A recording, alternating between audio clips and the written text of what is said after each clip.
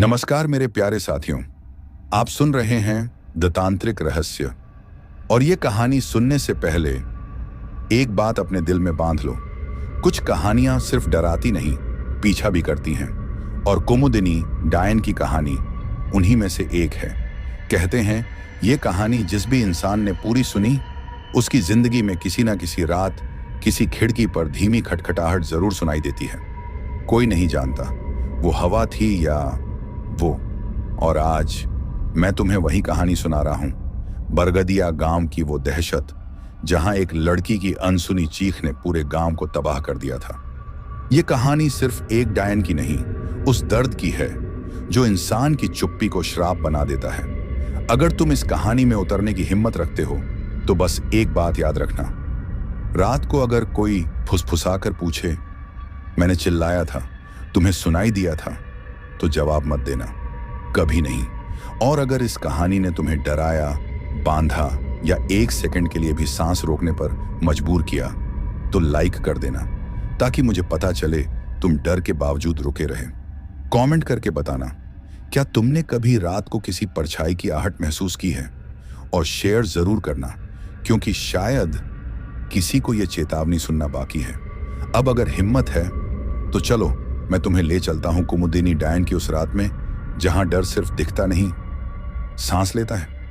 गांव वालों, आज मैं तुम्हें एक ऐसी सच्ची घटना सुनाने जा रहा हूं जिसे सुनकर अच्छों की रूह कांप जाती है। यह कहानी है डायन माया की, जिसे लोग कुमुदिनी डायन भी कहते हैं।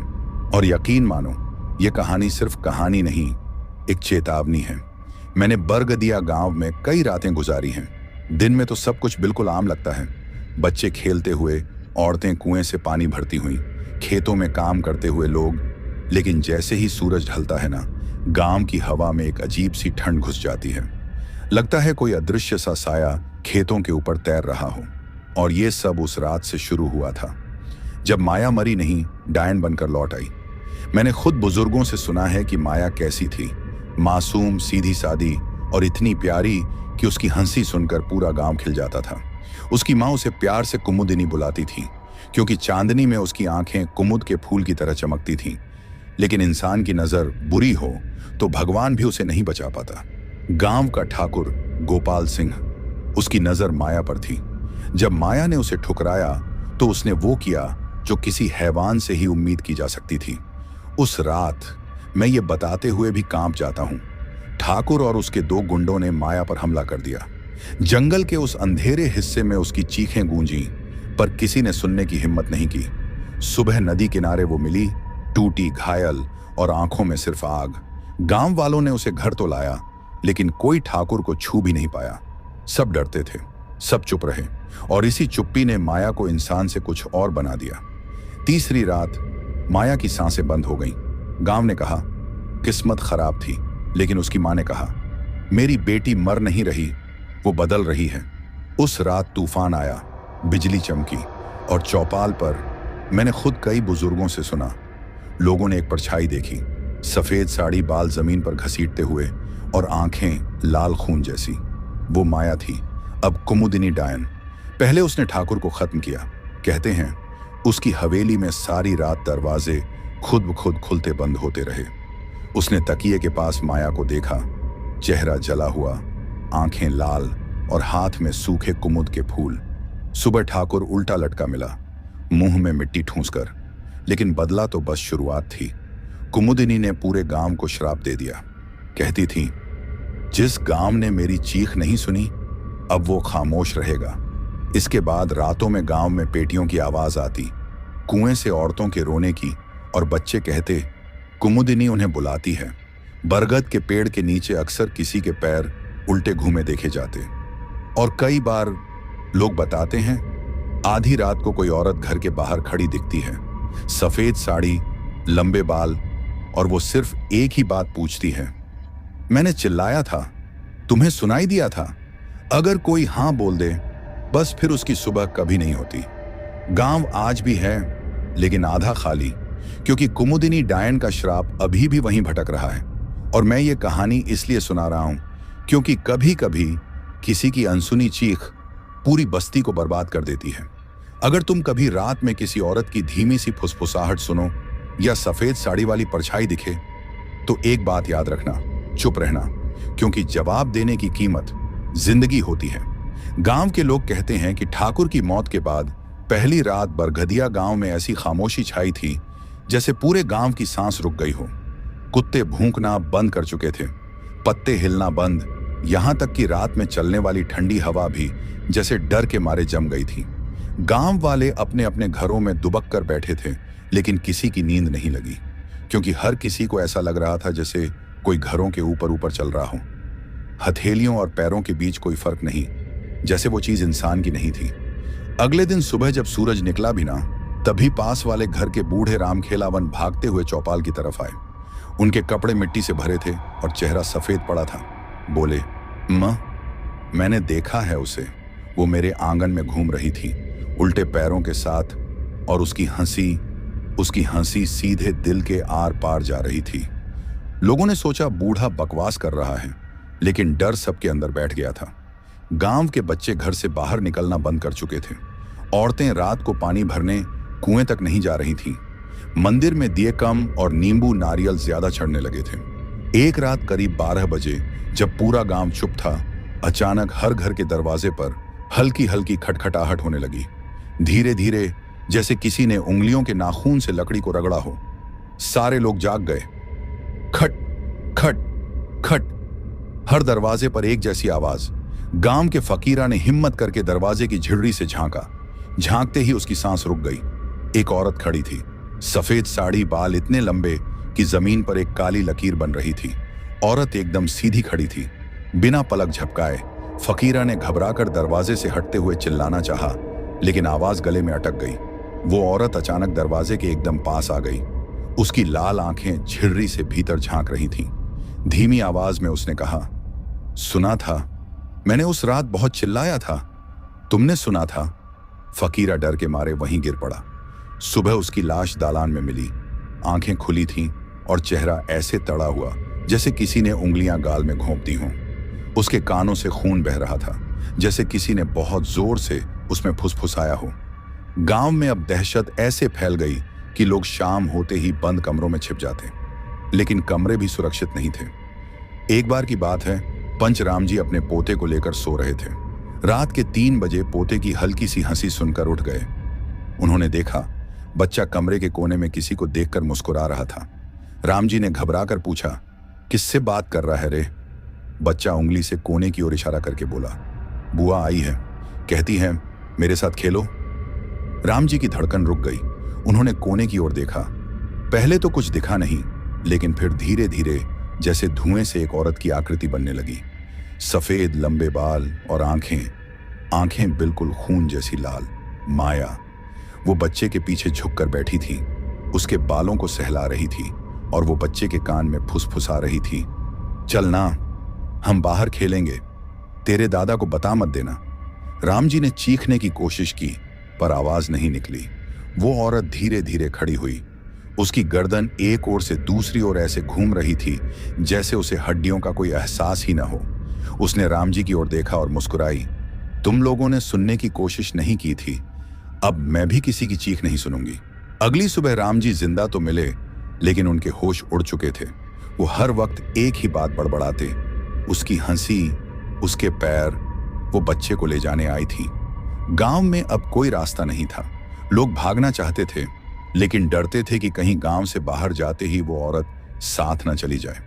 कई लोगों का कहना था कि रात को उनका पीछा करते हुए 2 लाल आंखें खेतों के ऊपर तैरती दिखाई देती थीं, जैसे कोई उड़ते हुए देख रहा हो। फिर आया वो रात जिसने गांव को पूरी तरह तबाह कर दिया। उस रात हवा में अजीब सी सड़े हुए फूलों जैसी बदबू थी। कुत्ते एक कोने में दुबक कर रो रहे थे। आसमान में चांद पूरा था, लेकिन उसकी रोशनी भी फीकी लग रही थी। ठीक 12 बजे गांव के बीच वाले पुराने बरगद पर अचानक किसी ने जोर से हंसी मारी। ऐसी हंसी जो इंसान की नहीं लगती थी। कहते हैं पूरी मिट्टी कांप गई थी उस आवाज से। लोग घरों से झिर्री में झांक कर देखने लगे। बरगद पर एक काला साया झूल रहा था, जैसे कोई झूला खेल रहा हो। फिर वो साया धीरे धीरे पेड़ से उतरने लगा। गिर नहीं रहा था, चल नहीं रहा था, बस सीधा नीचे तैर रहा था, जैसे हवा में बांध दिया गया हो। जब वो जमीन पर आया तो उसकी शक्ल साफ दिखाई दी। माया, कुमुदिनी डायन। उसके पैरों की उंगलियां पीछे मुड़ी हुई थीं, हाथ जमीन तक लटके थे। उसका मुंह आधा फटा हुआ, जैसे अपनी मौत वाली चोट अभी भी ताजा हो। उसने गांव के बीचों बीच खड़े होकर हाथ उठाया और चीखी, अब चुप्पी टूटेगी, मेरी चीख हर घर सुनेगा। उसके चीखते ही पूरे गांव की दीवारें थरथराने लगीं, खिड़कियां अपने आप खुल गईं। कुएं से कई औरतों की चीखें आने लगीं, जैसे वो नीचे खींची जा रही हों। बच्चों की रोने की आवाज, बर्तनों के गिरने की आवाज, दरवाजों के टूटने की आवाज। पूरा गांव एक ही पल में पागल खाना बन गया। और माया, वो हर घर के बाहर जाकर अपनी वही बात दोहराती, मैंने उस रात चिल्लाया था, किसी ने सुना था। जो भी हां कह देता वो सुबह नहीं उठता, जो नहीं कहता वो पागल हो जाता। गांव धीरे धीरे खाली होता चला गया। कुछ लोग मारे गए, कुछ पागल हुए, कुछ गायब, और बाकी डर के मारे गांव छोड़कर भाग गए। आज भी बरगदिया गांव आधा खाली है। कई घरों में धूल है, टूटे दरवाजे हैं और दीवारों पर लंबे नाखूनों के निशान। और रात में पहले की तरह खटखटाहट सुनाई देती है, धीमी धीमी, जैसे कोई पूछ रहा हो, मैंने चिल्लाया था, सुना तुमने? कहते हैं अगर कोई उस रात का सच बता दे कि किसने माया की चीखें सुनी थीं, तो शायद उसका श्राप खत्म हो जाए। लेकिन सच कोई बताने की हिम्मत नहीं करता, क्योंकि माया की आत्मा अभी भी वहीं है, बरगद के पेड़ के नीचे, कुमुद के सूखे फूल हाथ में लिए, किसी नए जवाब की तलाश में। और अगर तुम कभी उस गांव के रास्ते से गुजरो और कोई तुम्हारे पीछे फुसफुसाकर पूछे, सुना था ना मेरी चीख? बरगदिया गांव भले ही आधा खाली हो चुका था, लेकिन कुछ लोग थे जो मजबूरी में वहीं जमे हुए थे। उनके पास जाने की जगह ही नहीं थी। खेत, घर, जानवर, सब कुछ तो वहीं था। उनमें से एक था हरिपाल। गांव में उसका कोई नहीं था। उसे लगता था कि भूख और गरीबी से मरना बेहतर है, बजाय इसके कि शहरों में भटकता फिरूं। उसे लगता था कि ये सब कहानियां आम हैं, डराने के लिए। उसकी एक ही बात थी, जिसे मरना होगा वो कहीं भी मर जाएगा, डायन वायन कुछ नहीं होती। लेकिन यह सोच उसका सबसे बड़ा धोखा था। उस रात हरिपाल खेत के किनारे अपने छोटे से घर में बैठा तेल का दिया जलाकर खाना खा रहा था। बाहर हवा की सरसराहट थी, लेकिन उस सरसराहट में एक अजीब सी घुटन थी, जैसे कोई हवा के साथ नहीं, हवा के खिलाफ चल रहा हो। हरिपाल ने पहले तो ध्यान नहीं दिया, लेकिन अचानक दिया ऐसे कांपा जैसे किसी ने उसे फूंक मारी हो। दालान में हल्की आवाज आई, पहले एक कदम, फिर दूसरा, धीमे, बहुत ही धीमे, जैसे कोई नंगे पैर चल रहा हो। हरिपाल की रीढ़ में ठंडी लकीर उतर गई। उसने हिम्मत करके बाहर झिर्री से झांका, कोई नहीं था। लेकिन तभी गांव के बीच वाले बरगद की तरफ से किसी के हंसने की आवाज आई। हंसी, पर वो मानवीय नहीं थी। कभी बच्चे की तरह, कभी बूढ़े की तरह, कभी औरत की तरह, जैसे कोई एक ही शरीर से कई आवाजें निकाल रहा हो। हरिपाल ने तुरंत दरवाजे की कुंडी लगा दी और बिस्तर पर लेटकर चादर ओढ़ ली। लेकिन नींद कहां आने वाली थी। रात के लगभग 3 बजे उसे लगा कि कोई उसकी छत पर चल रहा है। धीरे धीरे छत की धूल ऐसे गिर रही थी जैसे किसी के बाल छत पर रगड़ रहे हों। फिर अचानक छत पर कोई झुककर बैठ गया हो, ऐसा लगा। वो घर के अंदर झांकने की कोशिश कर रहा था। हरिपाल का दिल इतनी जोर से धड़क रहा था कि उसे लग रहा था कि आवाज बाहर तक जाएगी। उसी समय छत के ठीक ऊपर से एक बेहद धीमी फुसफुसाहट आई। मैंने उस रात चिल्लाया था, तुमने सुना था? हरिपाल की रूह तक कांप गई। उसने खुद से कहा कि यह सपना है, भ्रम है, लेकिन छत पर वही आवाज फिर आई, इस बार और नजदीक। सुन लिया था ना? हरिपाल डर के मारे उठ बैठा और उसी पल छत के एक कोने में मिट्टी ऐसे हिली जैसे किसी ने वहां अपने लंबे गुरचुरे नाखून गाड़े हों। छत के बीचों बीच एक लंबी दरार पड़ गई और दरार में से 2 लाल आंखें चमकी। हरिपाल वहीं बेहोश हो गया। सुबह जब लोग उसके घर पहुंचे तो हरिपाल जिंदा था, पर उसकी हंसी रुक नहीं रही थी। वो पागलों की तरह बोल रहा था, वो छत पर बैठी थी, बाल मेरे ऊपर गिर रहे थे, मैंने सुना था उसकी चीख। गांव वाले समझ गए कि वो भी कुमुदिनी डायन का शिकार हो चुका है। इसके कुछ दिन बाद गांव में एक नया चेहरा आया, एक बुजुर्ग तांत्रिक, नाम आदेशनाथ। लंबी सफेद दाढ़ी, माथे पर भस्म और हाथ में रुद्राक्ष की माला। उसके कदमों में एक अजीब सी गंभीरता थी, जैसे वो किसी बहुत बड़ी चीज से लड़ने आया हो। गांव वालों ने उसे देखते ही रोते हुए सारे किस्से सुना डाले। आदेशनाथ ने एक शब्द भी नहीं बोला, बस बरगद के पेड़ की ओर देखने लगा। उसकी आंखों में एक ऐसा भाव आया जैसे वो किसी पुराने परिचित को पहचान गया हो। वो धीरे धीरे बरगद के पास गया। पेड़ की जड़ों के पास अभी भी सूखे कुमुद के फूल पड़े थे। आदेशनाथ ने फूल उठाया और आंखें बंद कर लीं। शायद वो उस फूल में बसी आत्मा को महसूस कर रहा था। कुछ पल बाद उसने आंखें खोली और बोला, ये कोई साधारण आत्मा नहीं है, ये बदला है। ऐसा बदला जिसे दुनिया की कोई शक्तियां शांत नहीं कर सकती, जब तक उसकी आखिरी पुकार पूरी ना हो जाए। गांव वाले सहमे हुए थे। एक औरत ने रोते हुए पूछा, बाबा, क्या वो हमें छोड़ देगी? आदेशनाथ ने गहरी सांस लेकर कहा, शायद, लेकिन इसके लिए तुम्हें सच का सामना करना होगा। गांव में सन्नाटा छा गया। कौन सा सच? कौन बताएगा? तभी एक बूढ़ी औरत, माया की मां धनकवरी, कांपते हुए आगे आई। उसने कहा, मैं जानती हूं, मेरी बेटी ने उस रात आखिरी बार क्या कहा था। सबकी नजरें उसकी ओर मुड़ गईं। धनकवरी बोली, माया ने मरने से पहले कहा था कि अगर मेरी चीख कोई सुन ले तो मुझे इस दुनिया से मुक्ति मिल जाएगी, लेकिन अगर किसी ने नहीं सुना तो मैं उसी चीख में फंस जाऊंगी, हमेशा के लिए।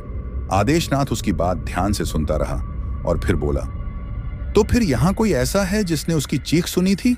गांव बिल्कुल चुप। सबने झुककर देखा। किसी की आंख में साहस नहीं था कुछ कहने का। लेकिन सच, भाई, सच कभी छिपा नहीं रहता। वहां भी नहीं छिपा।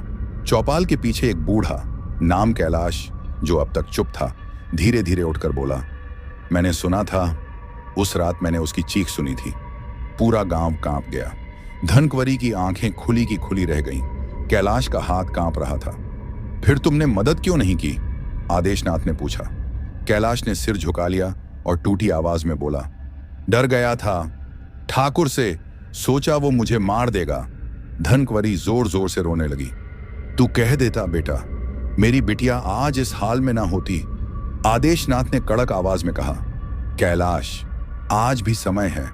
तुझे माया की आत्मा को बताना होगा कि तूने सुना था और तू डर गया था। केवल इसी से उसका श्राप टूट सकता है।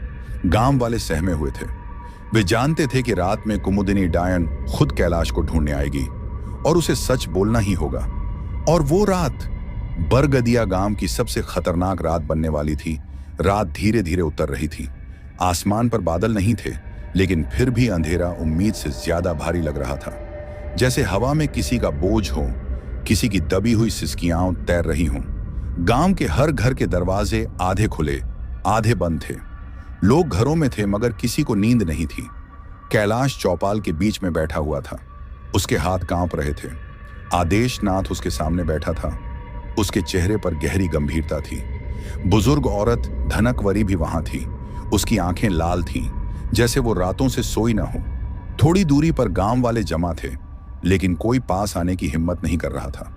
कैलाश का गला सूख रहा था। वो धीरे धीरे बोला, बाबा, आज रात सचमुच आएगी क्या वो? आदेशनाथ ने आंखें बंद कर लीं और गहरी सांस खींची। आज चुप नहीं बैठने वाली वो। आज उसे जवाब चाहिए। जिस रात की चीख तूने सुनी थी, आज वो चीख उसका सवाल बनकर तेरे सामने आएगी। कैलाश की सांसें तेज होने लगीं। धनकवरी धीरे से उसके पास आई और बोली, बेटा, डर मत। अगर आज तूने सच बता दिया तो मेरी बिटिया को शांति मिल सकती है। बरगदिया गांव भी बच सकता है। कैलाश की आंखों में पानी आ गया। मैं जानता हूं माई, गलती हो गई मुझसे। डर ने मेरी जुबान दबा दी थी। उस रात उसने पुकारा था, चिल्लाई थी, मदद मांगी थी, पर मैंने दरवाजे में कुंडी लगा दी और कंबल ओढ़कर सो गया। धनकवरी ने सिर पकड़ लिया। अगर तू चला जाता बेटा, एक बार चला जाता तो ठाकुर उसे मार नहीं पाता। कैलाश की सबसे पहले बच्चों ने बदलाव महसूस किया, और बच्चों का डर वो सबसे सच्चा होता है। रात को बच्चे कहने लगे कि उनकी खिड़की पर कोई बैठता है, पायल की झुनझुनाहट होती है। पहले तो गांव वाले हंसे कि हवा में खिड़की हिलती होगी, लेकिन हंसी तब सूख गई जब एक रात रमेश का 8 साल का बेटा सोनू गायब हो गया। सुबह उसकी खिड़की आधी खुली मिली। खाट पर उसकी चप्पलें उल्टी पड़ी थीं। कमरे में मिट्टी बिखरी हुई थी, जैसे कोई गीले पैरों से अंदर आया हो। और सबसे डरावनी बात, खिड़की की सलाखों पर उंगलियों के निशान थे, लंबे, असामान्य, जैसे किसी औरत की, लेकिन उंगलियां जरूरत से ज्यादा पतली और नुकीली। गांव वालों ने तालाब, खेत, जंगल सब छान मारे, लेकिन सोनू का कोई पता नहीं चला। और उस दिन बरगद के पेड़ के नीचे एक अजीब बात देखी गई। पेड़ की एक मोटी सी जड़ पर कुमुद के मुरझाए फूल रखे थे और फूलों के ऊपर बच्चे की छोटी छोटी चप्पलें, वही जो सोनू पहना करता था। गांव के बुजुर्गों की सांसें अटक गईं। सब समझ गए, शुरुआत हो चुकी थी। उस दिन से गांव की महिलाएं शाम होते ही दरवाजों पर काले तिलक लगाने लगीं। बच्चे घर से बाहर निकलना बंद हो गए और मर्द भी रात पड़ने से पहले लौट आते। लेकिन श्राप एक बार जाग जाए फिर वो किसी से नहीं रुकता। रात में जब हवा बहती तो ऐसा लगता जैसे कोई औरत हंस रही हो। कभी हंसी दूर से आती, कभी ठीक कान के पास। कई मर्दों ने बताया कि अचानक किसी ने उनके कंधे पर हाथ रखा, लेकिन जब मुड़कर देखा तो कोई नहीं था। एक दिन मेरे साथ भी एक अजीब घटना हुई। मैं गांव की पुरानी मस्जिद के पास बैठा था। वहां हवा हमेशा ठंडी चलती थी। अचानक मुझे लगा कि मेरा नाम किसी ने बहुत धीरे से पुकारा। अरे सुना ना तूने? मैं चौंक गया, मुड़ा, किसी का नाम तक नहीं दिखा। फिर वही आवाज, इस बार बिल्कुल मेरे कान के पास। तुम लोगों ने सुना था, लेकिन तुम भी चुप रहे। मेरी सांसें रुक गईं। मैं समझ गया, ये इंसानी आवाज नहीं थी। वो दिन था जब मैंने पहली बार कुमुदिनी को महसूस किया। देखा नहीं, पर उसकी मौजूदगी ने मुझे भीतर तक हिला दिया। गांव का हकीम बूढ़ा रहमान बोला था, ये साधारण आत्मा नहीं है, ये बदला नहीं ले रही, ये सजा सुना रही है। जिस दिन माया की ये लाल आंखें किसी भी इंसान की हिम्मत पहचान जाएंगी, उसी दिन ये गांव अपना आखिरी सूरज देखेगा। और ऐसा ही हुआ। एक नए प्रकार का आतंक शुरू हुआ। औरतें कहने लगीं कि रात को कोई उनके बगल में बैठता है, मिट्टी की खुशबू आती है और अचानक कोई उनके पैरों को पकड़कर खींचता है। कई घरों में पुतलियां टूटने लगीं, दीवारों पर उलटे पैर के निशान उभरने लगे। और बड़े अजीब संयोग से वो घर वहीं थे जहां वो तीनों गुंडे रहते थे, जिन्होंने ठाकुर के साथ माया पर अत्याचार किया था। पहले गुंडे रघु की हालत सबसे पहले बिगड़ी। रात को अचानक घर की दीवारें जोर जोर से हिलने लगीं। लोग पहुंचे तो देखा कि रघु चीख चीख कर कह रहा था, वो आई थी, वो मेरी छाती पर बैठी थी। उसने कहा, तू भी सुनेगा, तू भी चुप रहेगा क्या? कुछ ही घंटों बाद उसकी सांसें टूट गईं। मरी हुई हालत में भी उसका चेहरा भय से टेढ़ा रह गया था। दूसरा गुंडा सुरजा गांव छोड़कर भाग गया, पर श्राप से बचना आसान नहीं होता। उसकी लाश 3 दिन बाद रेलवे लाइन के किनारे मिली, हाथ में वही कुमुद का सूखा फूल जो माया अपने बालों में लगाया करती थी। गांव में डर अब दोगुना हो चुका था। लोग अब कुमुदिनी के नाम से भी कांपते थे। लेकिन डर के ऊपर एक और चीज भारी पड़ने लगी, अविश्वास। लोग एक दूसरे पर शक करने लगे। कहीं कोई आवाज सुने तो आता था, तूने सुना था, तू बोल रहा था, तूने मुझे क्यों बुलाया? और कई बार ये शक झगड़े मारपीट में बदल जाते। गांव की शांति उसी तरह टूटकर बिखर रही थी जैसे माया की जिंदगी टूटी थी। इस सब के बीच गांव के किनारे एक पुरानी छोटी सी झोपड़ी थी। उसमें रहती थी एक बूढ़ी औरत, छमिया दाई। कहा जाता था कि उसे ऐसे प्रेतों को दूर करने का ज्ञान है। लोग डरते डरते उसकी झोपड़ी पर पहुंचे। छमिया दाई ने उनकी बात सुनी, आंखें बंद की और बोली, ये डायन नहीं है, ये पूजित स्त्री है जिसे जुल्मों ने डायन बना दिया। जब तक माया की आखिरी चीख सुनी नहीं जाएगी, ये श्राप खत्म नहीं होगा। कोई एक है यहां जिसने उस रात सब सुना था पर चुप रहा। अगर वो सामने नहीं आया, गांव खत्म। ये सुनकर गांव वालों की रीढ़ में बिजली दौड़ गई। कौन था वो जिसने माया की चीख सुनी थी? सबका दिल जोर जोर से धड़कने लगा कि कहीं उनका नाम ना आ जाए। और सबसे बड़ी बात तो ये, कुमुदिनी अब हर शाम गांव में घूमती थी, धीरे धीरे सफेद साड़ी घसीटती हुई, और बस एक ही सवाल पूछती, तुमने सुना था या तुम भी चुप रहे? मेरे भाई, छमिया दाई की बात सुनकर गांव की हवा ही बदल गई थी। हर आदमी एक दूसरे को संदेह भरी नजर से देखने लगा। कौन था वो जिसने माया की चीख सुनी थी? कौन था जिसने उस रात सच बोलने की बजाय अपने डर की वजह से उसे मरने दिया? धीरे धीरे अफवाह फैलने लगी कि शायद वो आदमी गांव में ही कहीं छिपा बैठा है। कई घरों में लोग अपने ही भाई, अपने ही बेटे पर शक करने लगे। गांव की चौपाल पर अजीब खामोशी छा गई थी, मगर डर सिर्फ इंसानों में नहीं था। रातें और भी भारी हो गई थीं। जब सूरज ढलता तो ऐसा लगता जैसे गांव की मिट्टी भी सांसें रोक लेती हूं। दरवाजे बंद हो जाते, खिड़कियां कसकर पकड़ ली जाती और सब चुपचाप इंतजार करने लगते कि आज रात किसके आंगन में कुमुदिनी आएगी। एक रात गांव के सबसे अमीर किसान तेजराम के घर से अचानक एक चीख उठी। ऐसी चीख सुनकर मेरे हाथ से लोटा गिर गया था। गांव वाले दौड़ते हुए पहुंचे और देखते हैं कि तेजराम की बहू विमला आंगन की मिट्टी पर बेहोश पड़ी है। उसके बाल बिखरे हुए, आंखें आधी खुली और होंठ कांप रहे थे। इसी बीच तेजराम कांपते हुए बोला, वो आंगन में खड़ी थी, सफेद साड़ी में, बाल जमीन पर घिसट रहे थे और कह रही थी, मैंने चिल्लाया था, तुमने क्यों नहीं सुना? तुम लोग क्यों चुप रहे? लोगों ने विमला को उठाकर अंदर रखा, पानी के छींटे दिए, लेकिन वो कई घंटे तक कुछ नहीं बोली। फिर सुबह उसने एक ही बात कही।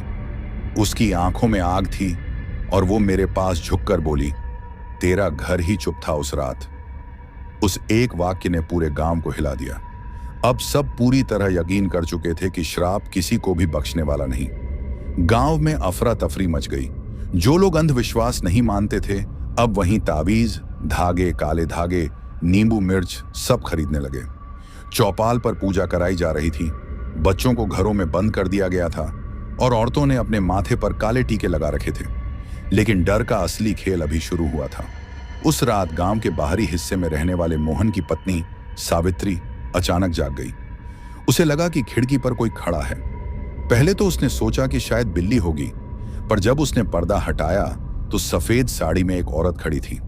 चेहरा आधा अंधेरे में, आधा चांदनी में, आंखें बिल्कुल लाल, जैसे किसी ने अंगारों में डुबो दिया हो। सावित्री खड़ी की खड़ी रह गई। उसका गला सूख गया, शरीर कांपने लगा।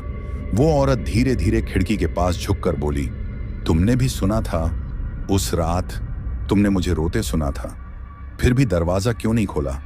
सावित्री चीखने ही वाली थी कि उस औरत ने अपने लंबे पतले हाथ खिड़की की सलाखों से अंदर घुसा दिए। उंगलियां इतनी लंबी थीं कि सावित्री के गाल को छू गईं। सावित्री बेहोश होकर गिर पड़ी और अगले दिन उसकी आवाज हमेशा के लिए चली गई। उसके गले से कोई शब्द नहीं निकलता था। डॉक्टर बुलाया गया, झाड़ फूंक वाले भी आए, लेकिन किसी ने नहीं बताया कि उसकी आवाज कैसे गई। पर गांव वाले समझ गए, सावित्री ने रात को बोलने की कोशिश की होगी, बस यही उसकी गलती थी। गांव का डर अब हद पार कर चुका था। बच्चे तक बोलते बोलते रुक जाते थे। लोगों ने रात को बोलना ही बंद कर दिया और कुछ घरों में तो रात के समय दीपक भी नहीं जलाया जाता था, बस अंधेरा और खामोशी। लेकिन कुमुदिनी का क्रोध अभी शांत नहीं हुआ था। उसका श्राप अब एक एक कर हर घर तक पहुंच रहा था। एक शाम मैं गांव के पोखर के पास बैठा था। ठंडी हवा चल रही थी, लेकिन पेड़ का कोई पत्ता नहीं हिल रहा था। ऐसी खामोशी कि दिल की धड़कन भी तेज सुनाई दे। तभी मुझे लगा कोई मेरे पीछे खड़ा है।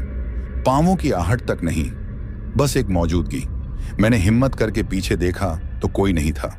मैंने सोचा शायद मेरा वहम हो, लेकिन तभी हवा में एक धीमी सी आवाज तैरती हुई आई, तू भी चुप था उस रात। मेरे शरीर में बिजली दौड़ गई। मैं डर के मारे खड़ा हो गया। मुझे उस रात की याद ही नहीं थी। मैं उस वक्त गांव में नहीं था। फिर वो मुझसे ऐसा क्यों कह रही थी? अचानक पोखर का पानी हल्का हल्का कंपन करने लगा, लगभग जैसे कोई अंदर से बाहर आना चाहता हो। मैंने ध्यान से देखा और पानी की सतह पर एक चेहरा उभरने लगा। फटा हुआ, आधा जला हुआ चेहरा। वो माया का था। मैं पीछे हट गया, लेकिन आवाज वहीं थी। जिसने नहीं सुना वो भी उतना ही दोषी है जितना जिसने सुना। उसके शब्द पानी की लहरों के साथ मेरे पैरों तक आते लगे। मैं भागा, गांव की तरफ दौड़ा, लेकिन गांव की गलियों में और भी ज्यादा डर मेरा इंतजार कर रहा था। लोग चौपाल पर इकट्ठा थे और बीच में कुछ ऐसा था जिससे मेरी सांस अटक गई। वो सोनू था, वही बच्चा जो गायब हो गया था। पर वो सोनू जैसा नहीं दिख रहा था। चेहरा सूझा हुआ, आंखें काली, होंठ नीले, और उसके हाथ में वही कुमुद का सूखा फूल था। उसकी माँ उसे गले लगाने भागी, लेकिन सोनू फुसफुसाया, कुमुदिनी कहती है जिसने उसे पुकारते सुना वो सब उसके होंगे। और ये कहकर उसके शरीर से मिट्टी झरने लगी।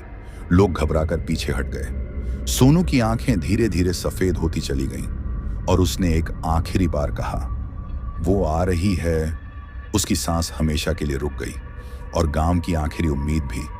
उस दिन के बाद हर घर में रातें और लंबी हो गईं। कुमुदिनी अब सिर्फ चुनिंदा लोगों के पास नहीं आती थी। अब वो हवा में थी, पानी में थी, घर के कोनों में थी, तानों में थी, खिड़कियों में थी, और हर रात वही सवाल हवा में तैरता, तुमने सुना था या तुम भी चुप थे? सोनू की मौत ने गांव की बची हुई हिम्मत भी खत्म कर दी थी। लोग उसके शव को देखकर एक दूसरे की आंखों में देखते रहे, जैसे किसी को समझ नहीं आ रहा था कि अब क्या किया जाए। उसके छोटे छोटे हाथों में मिट्टी भरी थी, नाखूनों में भी, जैसे किसी ने उसे जमीन के अंदर से बाहर धकेला हो। उसकी मां रो रो कर बेहोश हो रही थी, पर उसकी आंखें भी जैसे किसी अदृश्य डर से जमी हुई थीं। उसके पिता घर के कोने में बैठा बस यही दोहरा रहा था, मैंने किसी को नहीं सुना, मैंने कोई आवाज नहीं सुनी, मैंने कुछ नहीं सुना। लेकिन उसे कौन समझाता कि श्राप सुनने या न सुनने से नहीं रुकता। श्राप तो बस अपना रास्ता ढूंढता है। मैं अपने घर लौट रहा था, लेकिन मुझे अपने कदम भारी लग रहे थे। लगता था जैसे पीछे कोई मुझे देख रहा हो। मैंने कई बार मुड़कर देखा, पर पीछे सन्नाटा था। गांव की गलियों में कुत्ते भी नहीं भौंक रहे थे। ऐसा लगता था जैसे पूरा गांव सांस रोककर समझ रहा हो कि अब कुछ बहुत बड़ा होने वाला है। हवा में एक भारीपन था, जैसे हर झोंका एक चीख लेकर गुजर रहा हो।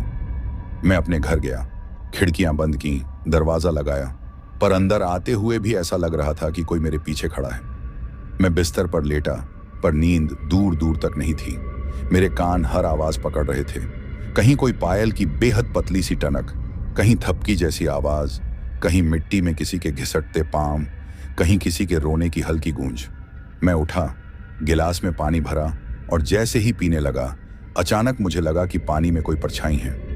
मैंने गिलास नीचे रखा और दोबारा देखा, पर कुछ नहीं था। लेकिन वही पल जब मेरा दिल सबसे जोर से धड़क रहा था, मेरे कान के बिल्कुल पास एक आवाज फुसफुसाई, इतनी धीमी, इतनी हल्की कि जैसे किसी और ने नहीं, सिर्फ मेरे सुनने के लिए ही बोली गई हो। तू भी चुप था उस रात। गिलास गिरकर फर्श पर टूट गया। मैं पीछे हट गया। सांसें तेज हो गईं। मैं चिल्लाया भी नहीं, क्योंकि चिल्लाने की हिम्मत ही नहीं बची थी। उस रात मैं सोया नहीं। बाहर हवा जोर जोर से चलने लगी थी। पेड़ों के पत्तों की सरसराहट भी अजीब लग रही थी, जैसे हर पत्ता एक अलग कहानी कह रहा हो। रात के किसी हिस्से में मुझे लगा कि मेरी खिड़की पर कोई बैठा है, धीरे से, शांत, बिना हिले डुले। मैं हिम्मत नहीं जुटा पाया कि पर्दा हटाकर देखूं। बस आंखें बंद कर लीं और दुआ करने लगा कि सुबह हो जाए। लेकिन कोई नहीं जानता था कि सुबह होने से पहले गांव पर क्या बीतने वाली थी। अगली सुबह गांव में ऐसी बात फैली जिसने सबको अंदर तक हिला दिया। चौपाल के पास वाली मिट्टी में लंबे लंबे पैरों के निशान मिले थे, इंसान के पैरों से कहीं ज्यादा बड़े और अजीब तरह से टेढ़े, जैसे पैरों को खींचकर चलने वाली कोई चीज वहां से गुजरी हो। चौंकाने वाली बात यह थी कि पैरों के निशान चौपाल से शुरू होकर एक एक घर की दहलीज तक जा रहे थे। हर घर, हर एक घर, जैसे रात में वो सबको देखने आई हो कि किस घर में कौन सो रहा है। लोगों ने चौपाल पर इकट्ठा होकर बहस शुरू की। कुछ बोले ये माया का बदला है, कुछ बोले किसी ने उसे जगाया है, कुछ बोले श्राप तब तक खत्म नहीं होगा जब तक उस रात का सच सामने नहीं आएगा। इसी दौरान गांव का बुजुर्ग मास्टर हरिराम उठा और कांपते हुए बोला, उस रात माया बहुत रो रही थी। मैं सुन सकता था, मैंने भी सुना था, मगर मैं बूढ़ा था।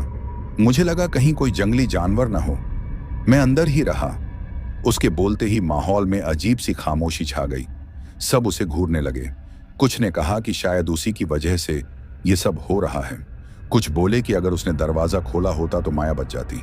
हरिराम रोते हुए बोला कि अगर उसे पता होता कि कोई गांव की लड़की ऐसी हालत में है तो वो कभी चुप ना रहता। लेकिन अब उसकी बात सुनने वाला कोई नहीं था। लोग उस पर चिल्लाने लगे। उसी वक्त अचानक तेज हवा चली और चौपाल के पास लगी बड़ी मशाल बुझ गई। शोर और ज्यादा बढ़ गया और हवा में फिर से वही आवाज गूंजी, जिसने सुना वो दोषी, जिसने नहीं सुना वो भी दोषी। लोग दहशत में भागने लगे। हवा में एक अजीब सी सीलन भरी गंध फैल रही थी।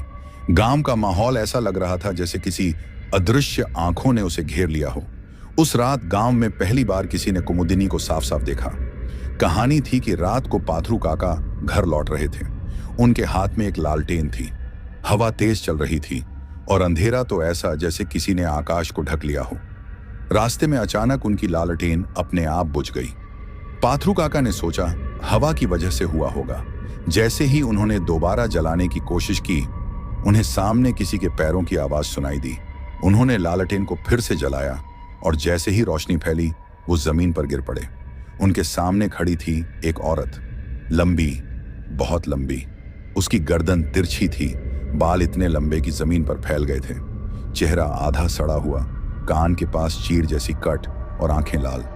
सफेद साड़ी उसके शरीर से ऐसे चिपकी थी जैसे किसी ने उसे पानी से खींचकर निकाला हो, और उसके पांव उल्टे थे।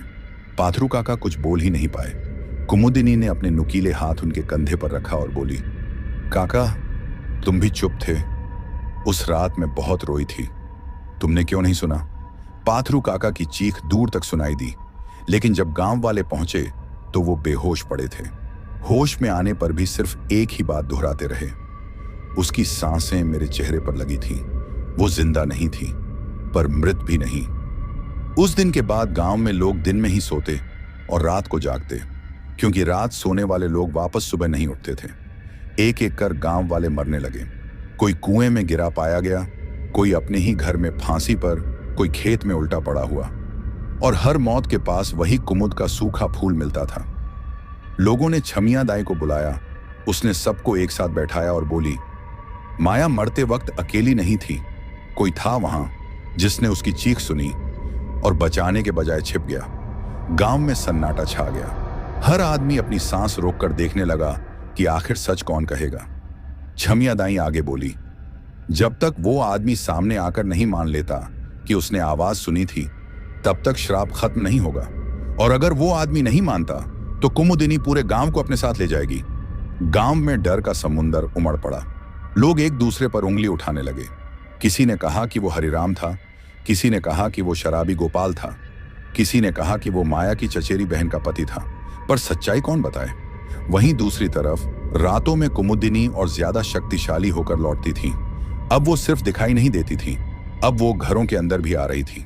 दरवाजे बंद होने के बावजूद कमरे में उसकी छाया देखी जाती। बच्चे बोलने तक से डरने लगे थे। औरतें अपने बच्चों के गले में ताबीज डाल डालकर रोती और मर्द चौपाल में एक दूसरे से ही लड़ने लगे। गांव बिखर रहा था, सिर्फ श्राप से नहीं, अपने डर से भी। इसी बीच एक रात ऐसा हुआ जिसने कहानी की दिशा बदल दी। वो रात इतनी शांत थी कि जैसे हवा भी थक कर सो गई हो। लेकिन इसी खामोशी के बीच गांव के बीचों बीच वाले पुराने मंदिर की घंटी अपने आप बज उठी। लोग डर कर घरों से झांकने लगे। किसी की हिम्मत नहीं हुई कि मंदिर जाए, लेकिन घंटी लगातार बजती रही और उसके साथ एक धीमी धीमी रोने की आवाज आने लगी। कुछ लोग धीरे धीरे बढ़े। मंदिर का दरवाजा आधा खुला था, अंदर अंधेरा था, पर एक परछाई साफ दिख रही थी, किसी औरत की जो मंदिर की मूर्ति के सामने बैठी थी और धीरे धीरे झूल रही थी। लंबे बाल जमीन पर फैले हुए थे और उसकी पीठ पूरी। मैं तुम्हें सच बता रहा हूं, जितना गहरा मैं इस कहानी में उतरता जा रहा हूं, उतना ही ये गांव मेरे अंदर किसी अंधेरी छाया की तरह फैलता जा रहा है। बरगदिया गांव सिर्फ एक जगह नहीं था, वो एक ऐसा जख्म था जो सालों बाद भी रिश्ता रहता था। और उस जख्म के अंदर बैठी थी कुमुदिनी डायन, माया। मैंने सुना तो बहुत था, पर जब पहली बार मैं उस गांव गया तो मुझे लगा लोग झूठ बोल रहे हैं। लेकिन वहां पहुंचते ही एक अजीब सी गंध हवा में घुली थी। ऐसा लग रहा था जैसे पुराने घावों, जले हुए लकड़ों और किसी सूखे फूल की महक एक साथ तैर रही हो। गांव में झाड़ फूंक वाले तांत्रिक लोग अक्सर कहते थे कि यही कुमुदिनी के आने की निशानी होती है, पर उस समय मुझे क्या पता था कि यह सिर्फ शुरुआत है। मैंने पहली रात गांव के बाहर वाले कोठे में रहना तय किया। गांव के बुजुर्ग बूढ़े दादाजी ने आखिरी बार मुझे रोकने की कोशिश की। उन्होंने कहा था, बेटा, रात को बाहर मत रुकना, औरत की आवाज सुने तो जवाब मत देना, चाहे वो रोए, चाहे वो चिल्लाए, चाहे वो तुम्हें अपने सामने दिख जाए। मैंने उनकी आंखों में जो डर देखा था वो किसी इंसान का डर नहीं था। वो ऐसा डर था जैसे इंसान अपनी मौत को पहचान कर बोलता है। रात की हवा में ठंड बढ़ने लगी थी। गांव के चारों ओर सिर्फ अंधेरा फैला था। कोई कुत्ता भौंक भी नहीं रहा था। ऐसा सन्नाटा था जैसे किसी ने पूरा गांव किसी शीशी में बंद कर दिया हो। मैं बिस्तर पर लेटा ही था कि अचानक मुझे लगा कि किसी ने मेरे कमरे की खिड़की पर उंगली फेर कर खटखट की आवाज निकाली। पहले तो मैंने सोचा हवा होगी, पर दूसरी बार आवाज एकदम साफ आई, जैसे कोई बहुत धीमी रफ्तार से उंगली फेर रहा हो। उसी समय मुझे याद आया दादाजी की बात, जवाब मत देना। मैं चुप रहा, लेकिन तीसरी बार उस आवाज के साथ एक हल्की सी फुसफुसाहट आई, दरवाजा खोलो। मेरी रीढ़ में ठंड दौड़ गई। आवाज किसी लड़की की थी, बहुत धीमी, बहुत टूटी हुई, लेकिन उसमें एक अजीब सी शिकायती मासूमियत थी।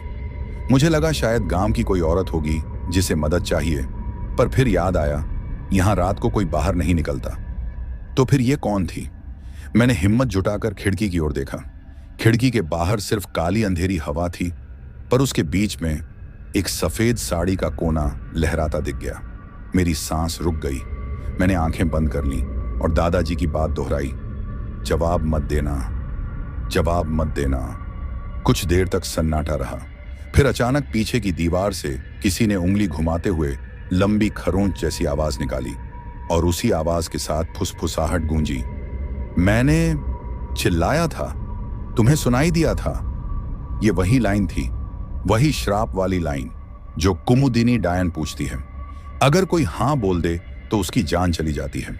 मैंने खुद को रोक लिया, मगर दिल इतनी जोर से धड़क रहा था कि मुझे लगा कहीं वो सुन न ले।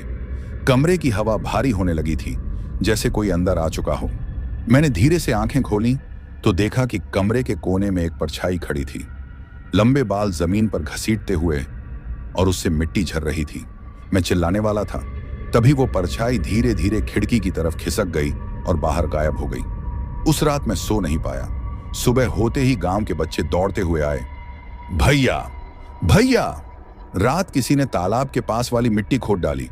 वहां फिर उसी के पैरों के निशान मिले, उल्टे पैरों के। मैं तेजी से वहां गया, और जिस चीज ने मुझे सबसे ज्यादा डराया वो पैरों के निशान नहीं थे। वो थे मिट्टी में दबे हुए छोटे छोटे सूखे कुमुद के फूल, कुमुदिनी डायन के फूल। गांव के लोग कह रहे थे, शुरू हो गया, फिर से शुरू हो गया। मैंने पूछा, क्या शुरू हो गया? किसी ने जवाब नहीं दिया। सबके चेहरे पर एक जैसा डर था। दोपहर को गांव की बूढ़ी माँ, जिन्हें सब माया की माँ कहते थे, मेरे पास आईं। उनकी आंखें बिल्कुल सूख चुकी थीं, जैसे वर्षों से रोते रोते आंसू खत्म हो गए हों। उन्होंने मुझे एक चीज दी, एक पुरानी फटी हुई नीली चूड़ी। उन्होंने कहा, यह माया की आखिरी निशानी है। इससे वो पहचान लेती है कि तुम उससे भाग नहीं रहे। शायद वो तुम्हें मारने से पहले सुन ले। यह सुनकर मेरा खून सूख गया। क्या मतलब, मारने से पहले? उन्होंने धीमी आवाज में कहा, माया बदला ले चुकी है, पर उसका दर्द खत्म नहीं हुआ। जब तक कोई उसकी बात सुनेगा नहीं, वो शांत नहीं होगी। उस रात पूरी गांव की हवा बदल चुकी थी। लग रहा था जैसे कोई बड़ी चीज आने वाली हो। कुत्ते रो रहे थे, गायें चरनी से बाहर निकलकर भाग रही थीं, और आसमान में अजीब सी लाल चमक थी। मैं खेतों से होकर तालाब की तरफ जा रहा था कि अचानक पीछे से किसी ने मेरा नाम लिया, तुलसीराम। मैं रुक गया। यह आवाज किसी इंसान की नहीं थी। ये बहुत धीमी, बहुत खींची हुई, और अंदर तक उतर जाने वाली थी। मैंने पीछे मुड़कर देखा। वही सफेद साड़ी, वही लंबे बाल, धूल से भरा हुआ चेहरा, और आंखें लाल। कुमुदिनी डायन मेरे सामने थी, इतनी नजदीक कि अगर मैं हाथ बढ़ाता तो उसके माथे की राख छू सकता था। उसने फिर पूछा, मैंने चिल्लाया था, तुम्हें सुनाई दिया था? मेरी आवाज गले में अटक गई। उसकी सांसों में मिट्टी, राख और किसी पुराने जख्म की गंध थी।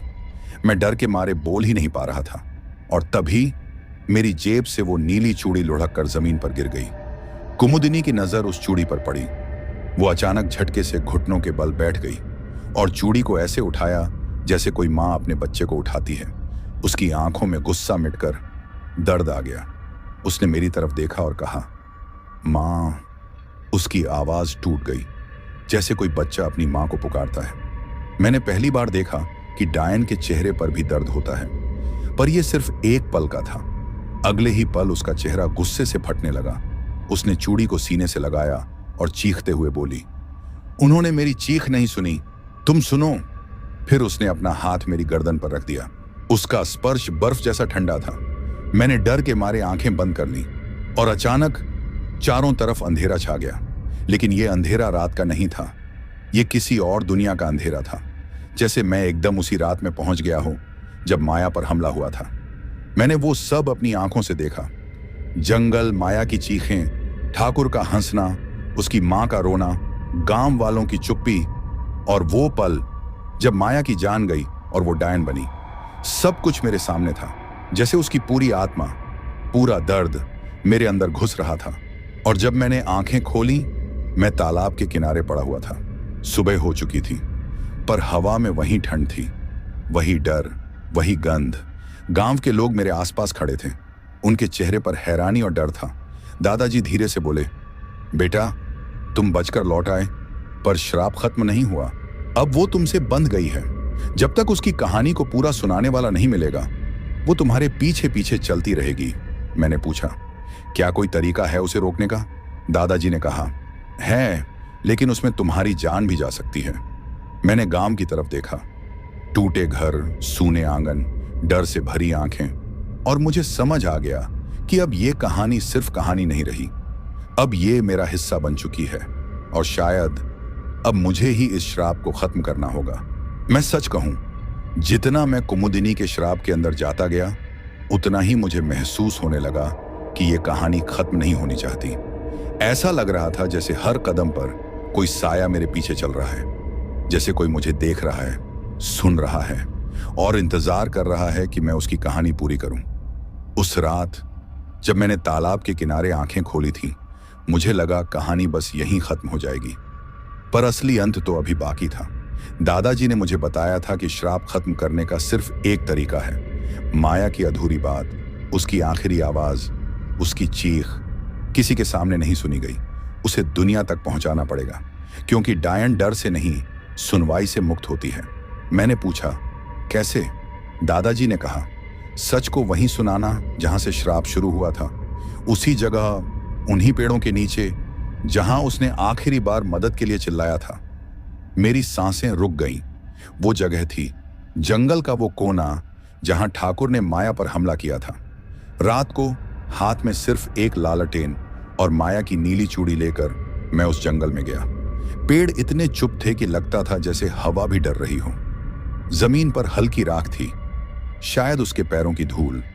मैं उस जगह पहुंचा जहां माया की चीख पहली बार दबी थी। वहीं मैंने अपनी लालटेन रखी, चूड़ी पकड़ी और उसकी कहानी जोर से बोलना शुरू किया। हर सच, हर चीख, हर दर्द, जैसा उसने महसूस किया था। जैसे जैसे मैं बोल रहा था, जंगल की हवा भारी हो रही थी, पेड़ों की पत्तियां कांप रही थीं, जमीन के अंदर से किसी के रोने की आवाज आ रही थी। और फिर वो आई, कुमुदिनी, लंबे बाल, राख से भरा चेहरा, आंखें लाल।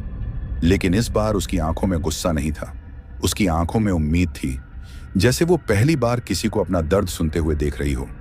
वो धीरे धीरे मेरी तरफ बढ़ी, उसने हाथ बढ़ाया और मेरी हथेली पर माया की वो नीली चूड़ी रख दी। उसका हाथ पहली बार बर्फ जैसा नहीं था, पहली बार वो इंसान जैसी लगी। फिर उसने धीमी आवाज में कहा, अब मेरी चीख सुन ली गई। जैसे ही उसने ये कहा, उसके चेहरे से राख गिरने लगी, उसकी आंखें काली की जगह चमकने लगी, उसकी सफेद साड़ी धीरे धीरे धुएं की तरह हवा में घुलने लगी। वो मुस्कुराई, एक बहुत हल्की, बहुत शांत मुस्कान, और फिर जैसे वो कभी थी ही नहीं, हवा में घुलकर गायब हो गई। पेड़ों से गिरती हुई पत्तियां रुक गईं। जंगल में पहली बार किसी पंछी की आवाज आई और हवा ठंडी नहीं रही। मैं वहीं बैठ गया, आंखों में आंसू थे, डर नहीं, दया थी। गांव वापस लौटा तो देखा, जो घर सालों से वीरान थे उनमें दिए जल रहे थे, बच्चे खेल रहे थे, औरतें कुएं से पानी भर रही थीं। गांव फिर से जिंदा था। दादाजी ने मेरे कंधे पर हाथ रखा और कहा, तूने उसकी कहानी सुनी, इसलिए उसका श्राप टूटा।